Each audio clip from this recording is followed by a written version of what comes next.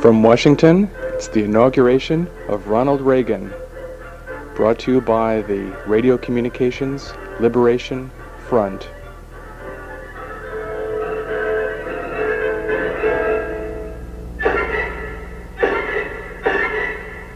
This apparently is a rehearsal that the CBS news crew is having during the afternoon, the day before the expected events that they're describing. Frequency here is 450.6125. This is one of a series of media-related channels in this band, and it was recorded around 3 p.m. on January 20th, 1985. But if you were hearing me, the question was, when the president got into his motorcade, as the motorcade was forming up, did he tarry or did he move quickly from the White House itself into his automobile? Now, is that a question to me, Dan? It is, Bill. To you. Okay, I just began hearing you. The president certainly did move quickly. He's very spry, as you know, anyway, and he wasn't about to tarry in this cold. Well, Bill, this is the kind of question I won't get an opportunity to ask you tomorrow, so I'll ask you today. We know that unofficially and off the record that after he's sworn in and after his congratulatory lunch, that President Reagan plans to go in one of the offices of House Speaker Tip O'Neill and down a Bushmill or some other kind of Irish whiskey. Do you suppose that this morning, just to brace himself for the cold that he'll be facing out on this west front of the Capitol, this is a hypothetical now, do you just suppose that he might have braced himself with sort of a pre-inaugural Irish whiskey? Well, you never know. Thank you very much, Bill Planton. I hope you can get in and get your hands around it warmer, because we're going to be coming back to you often later on in the day, particularly after the parade starts. Now, Susan Spencer has been watching the dignitaries arrive from her position at the reviewing stand directly across from the west front of the Capitol. Susan, whom have you seen so far? Oh, well, Dan, it's been very, very busy here. Phil Jones, for one, has come in. Senator and Mrs. Dole, Senator and Mrs. Mathias, all of the governors are now in place, the diplomatic corps, and we are simply here waiting for the president. Susan, is it your impression, it has been the impression of some, that there are more seats for dignitaries at this inauguration here in front of the Capitol than there were in 1980? It's hard to tell. I haven't really been this close before. There are an awful lot, and as we said before, none of them with heaters. Forgive us if we seem somewhat obsessed with the weather, but I think that... But wait a minute, Artie, you got to make up your mind, because you told Jimmy before to tell me to turn somewhat to my left. Okay, well, we'll play it straight on it. But you also yesterday, you tell me... Okay, so you want to head on. Excuse me just a minute, Susan, I'm sorry. You want to head on like this? Okay, got it. Susan, I'm very sorry for that interruption. We had a case of the Anchorman tantrum here for the moment. And I'm sorry for the interruption. But you were saying that it was hard to tell whether there were more dignitaries this time than last. Yes, I suspect there's about the same. The diplomatic corps stays about the same. And, you know, there are all of those people who have to be included.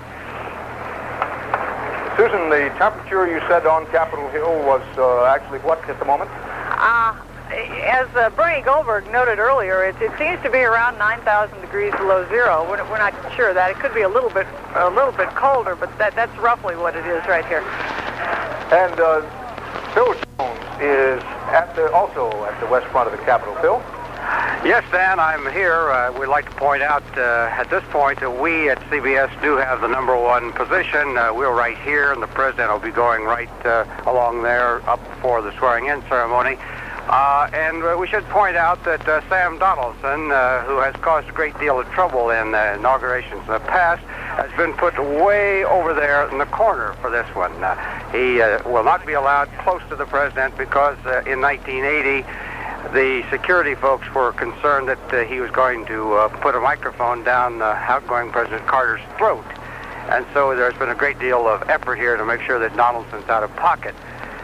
We can also tell you the headline from here is, in case you haven't heard, Bob Hope and his wife have canceled. They said that somebody else could have their 2 chairs. It was too cold, that Mr. Hope didn't need it. And I guess the other thing that we should report is that Chief Justice Berger has been very concerned about just where the Bible will be. He has made several calls to those in charge of the ceremony here today to find out who is going to bring the Bible for the Vice President and President. And the other question that he's quite concerned about is where can he go right after the swearing-in ceremony? What room here in the Capitol to take off his long underwear before he goes to the dinner with the President? Dan? Bill, that's an interesting story about the placement of Sam, what's his name? Donaldson. Sam Donaldson. Yes. That's a very interesting story. I had been told a different version of that. It was that, as we all know, that Sam on such occasions as this, he's known to vibrate. I mean, he just vibrates the whole time. And there was some talk that such vibration might affect the underpinning of the West Front itself, as that was the reason they placed Sam so far away. Well, that is one story going around, but the real story is that they just didn't want the guy close to the President. They do consider him a threat, and that this was the best thing to put him over in the corner. I'm not exactly sure how they expect to hold him. However, they have also made sure that he only has a microphone cord of maximum of 6 feet. So I don't think this will get him over here to where he can get a question into the President this time. Thank you, Phil. Thousands of Americans have gathered along the motorcade route to glimpse President Reagan as he goes up to the Capitol. Never mind the seats that some will have and standing room that others will have for the parade this afternoon. And already along the motorcade route with those who are there to get a glimpse of the President early is our own Andy Rooney. Andrew? Dan, I can't hear you too well. You're not going to believe this, but Tom Wyman came to me and he said, Andy, would you like to go to the Super Bowl, or would you like to stand along the parade route in 5-degree temperatures? And I said, Tom, I want to go where Bernie Goldberg goes. So that's what I'm doing here today. Actually, Dan, I've been doing some studying. So if you get to ask me a question tomorrow, I'd appreciate it if you asked me who was the first vice president who was defeated as a vice presidential candidate who later became president. Because that's about the only answer I know. Well, Andrew, are you hearing me now all right, or are you still I'm not hearing anything. You're not hearing anything? You're not hearing anything, Andrew? The answer is Franklin D. Roosevelt.